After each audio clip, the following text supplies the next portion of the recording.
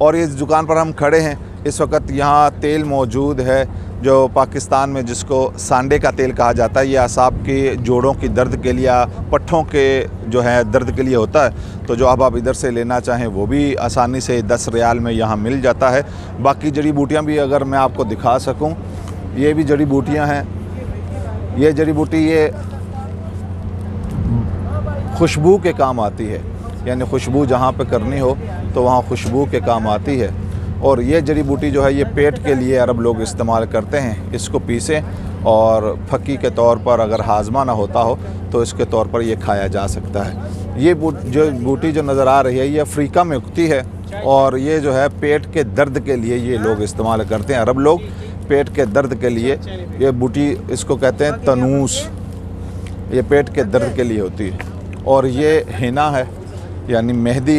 अरब लोग आज भी मेहंदी इस्तेमाल करते हैं। हमारे यहाँ तो केमिकल चल पड़ा, लेकिन यहाँ पर जो है अभी तक जो है ये हिना इस्तेमाल की जाती है।